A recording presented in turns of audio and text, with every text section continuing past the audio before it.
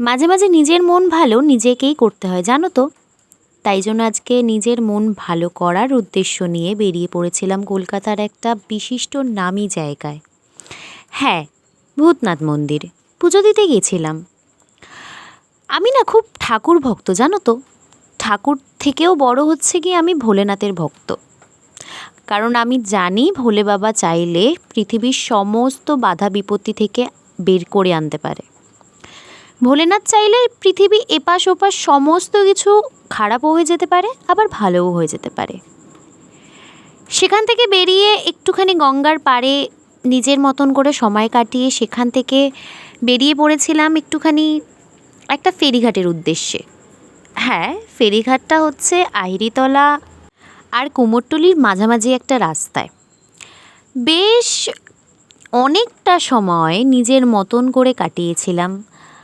হ্যাঁ, মনে হয় মানুষে বলে যে হ্যাঁ, অনেকে গ্রুপ গেলে বা কারোর সাথে একটা গেলে হয়তো মনে আনন্দটা বেশি থাকে, কিন্তু আজকে নিজের মতন করে মনে হচ্ছিল যে আমি একা গেছি, যে একাকৃত্যটাই শ্রেয়, সত্যি কথা বলতে গেলে।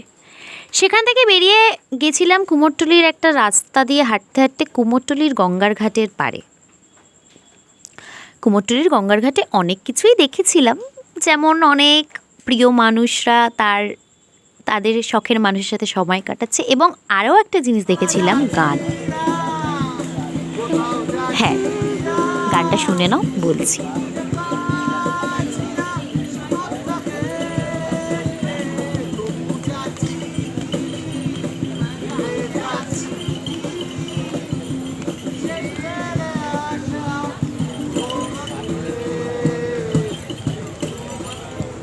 গঙ্গার ঘাটটা সঙ্গীত প্রেমীদের জন্য কিছুটা নস্টালজিয়া বলেই মনে করা হয়। এক কাপ চা আর তার সাথে তাদের গান। সেই গান শুনতে শুনতেই অনেকটা সময় কেটে গেছিল। তারপর বেরিয়ে পড়েছিলাম নিজের বাড়ির উদ্দেশ্যে। আজকের পুরোটা দিন নিজেকে দিয়ে এইটুখানি বুঝতে পারলাম মাঝে মাঝে নিজেকে সময় দেওয়াটা না খুবই গুরুত্বপূর্ণ একটা ব্যাপার। নিজেকে সময় দাও, নিজেকে ভালো রাখো, আর নিজের জন্য কিছু করো। সব থেকে বেস্ট উপহার তোমার নিজের জন্য।